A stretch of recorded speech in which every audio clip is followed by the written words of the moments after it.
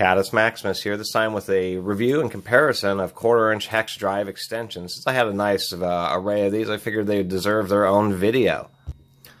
I've used a variety of extensions in the past and had a few issues with them here and there, whether it's the locking end falling apart or failing to work or them breaking.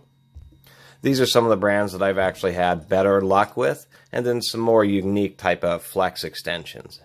As with most hand tools and even power tools, there's just a huge variety of styles and brands for essentially the same thing, quarter-inch drive extensions, hex extensions.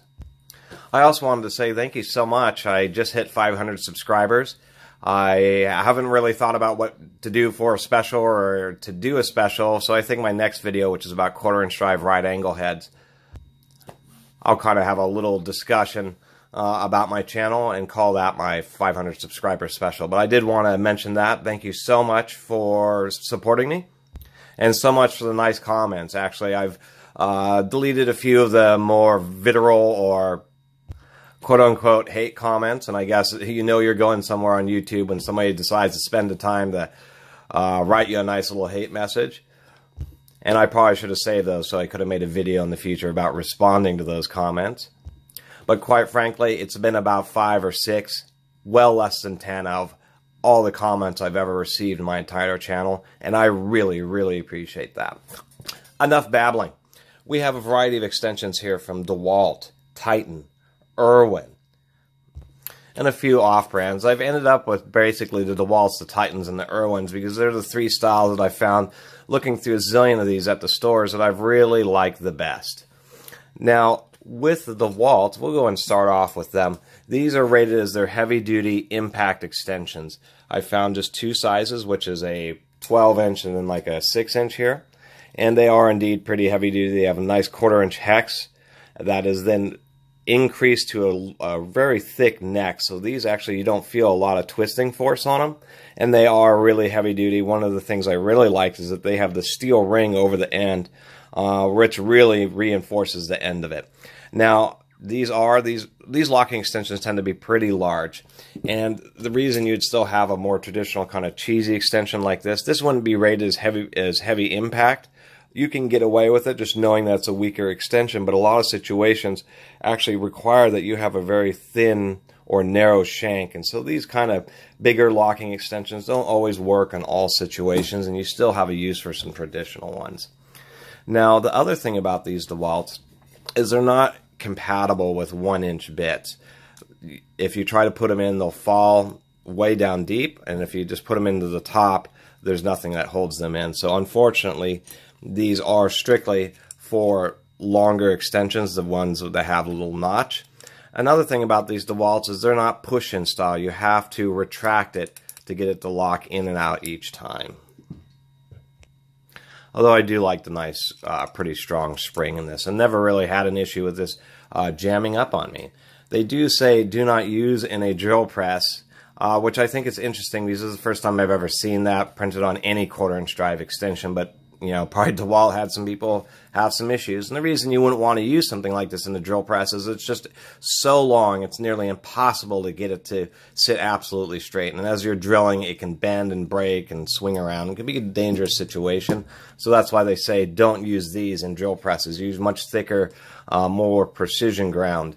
Speaking of precision, I wanted to mention that generally speaking, versus say long quarter-inch or 3/8-inch drive socket extensions, they seem to make more effort in making sure these beams are nice and straight. And we can look at several of these random ones, but they're all just absolutely dead straight. You really notice that. And I think that's really critical when it comes to screwdriver extensions, because you really notice if they're just out by a tiny amount.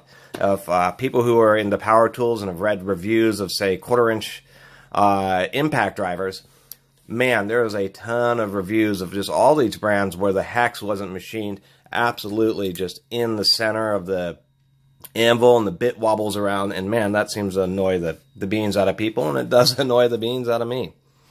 Moving on to these Titans. I really like these Titans. One of the features that these have is a moving sleeve. It's held on by a little lock ring there. It does make the shank a little bit smaller when it goes through here. It is only 1/4 inch. These are not impact rated. You can certainly get away with impacting on any of these extensions, whether they're truly rated for it or not. You just have to be aware that modern impact drivers can push 150 foot-pounds of torque or more, the 1/4 inch hex ones, and like a DeWalt DCF 887, and that's a lot of power. So you'll want to be aware if you are using an impact driver, start off easy and come into the power rather than just hammering it full bore on mode 3. Now, they claim that these are patented. I find these to be quite interesting because when you're using these, whether it's with an impact driver, let me show you what I mean here. If we take an impact driver and put that in there, you can take this and hold it right, whether you're using this manually or with the power tool. One of the nice things about this sleeve is you can take and hold it into the fastener, and you're just using one hand to concentrate on just holding it nice and straight.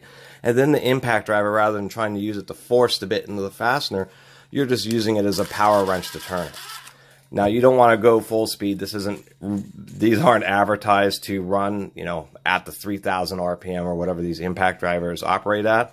But the collar, as you can see, does move pretty smoothly, and it's made a few jobs a whole lot easier just because of that. So that's why I recommend those Titans so much. The other reason I recommend them is they're nice and universally compatible chucks. So if you use this style, it will pop in and hold it pretty well, but it will just be by the nub. What you also notice is when you put it in, the collar actually snaps downward, and I thought that was an interesting system. I've never seen one that actually where the collar changes position and you're able to push it in one motion, and then you just push it up to get it to release. And because of that, it makes it compatible with 1-inch bits, even these special ones, the short little stems. You can just pop it in there. What's interesting about the system, as you can see, is since the ball or whatever locking mechanism did not fall into an open slot, such as on one of these, come on camera, the little collar didn't snap down, but it certainly still locks it in there nice and tight, and you still lift it to get it out. Let's go and get this on a permanent focus here. Much better. So if we look, we can see that there's just... Here we go. I wanted to show inside here. If you press down on the magnet, which is spring-loaded, it releases, and you can just barely see there's one ball there and a second ball on the other side. So this is actually a 2-ball retention. And then when you release it, you can see the spring-loaded magnet pop up. The other thing about these Titans, and you can just barely see it in there, but there is a plastic-like molded hex around the magnet, so when it goes up and down, it actually creates a seal to prevent particles from getting in there, and I thought that was absolutely genius. And so one last time with the demonstration, you can see that it's essentially a 2-position collar. When we put in this style, it pushes in, but the collar drops down, and we just have to lift it evenly to pop it out. But when we put in a 1-inch bit, the collar doesn't pop down at all, but it still locks in, and we have to release it above the center line. And so I thought that was just kind of an interesting bit of engineering. A little bit of nerdy stuff there. Moving on, we have some more traditional styles. I just talked about this one.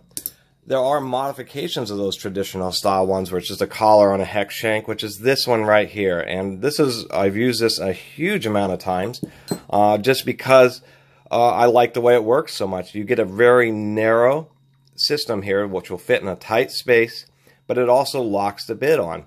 But due to maintain the narrow space, the only real way to do that was to make this little threaded collar. And if we look inside, there's an O-ring, which is nice because you can easily replace it. And so that threads onto the end of this. It does help reinforce the end of it because it has a steel collar. And any bits that you use, you just push them in there like so. Tighten down the collar, which squishes out the O-ring, and then it locks them in there nice and tight. It also has a magnet inside. And so I found a few of these online. You just search for threaded collar, 1/4-inch extensions, and I found a few of these. And I really do recommend them just for that simple purpose that they're narrow and locking.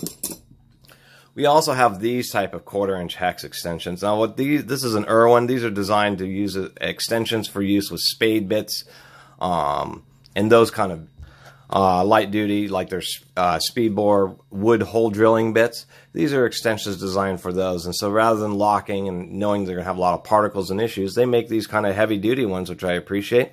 And that they have just 2 set screws that lock the 1/4-inch hex into the extension. So there's been a few situations where I have used this where I just wanted the bit to effectively be a permanent part of the extension, and Irwin does make these to do that.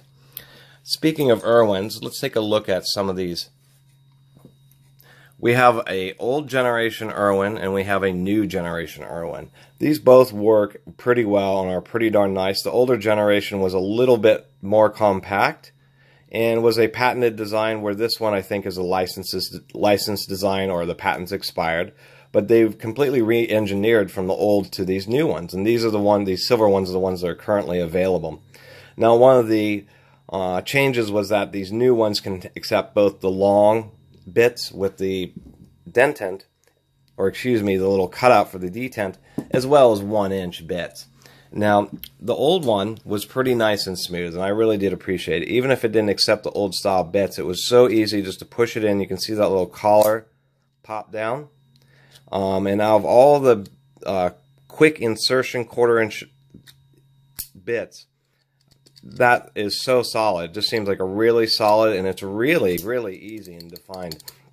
I haven't found any others that work quite like these Irwins, and I kind of like the design too. Unfortunately, this style will not hold a 1-inch bit because it just will fall all the way into the holder. Now we have the new generation ones, and these are a little bit curious. Get my flashlight here, see if we can see inside there. There we go. You can see that they have these 3 odd teeth that come in on the side. And so when these are also a push-in style, which I do like.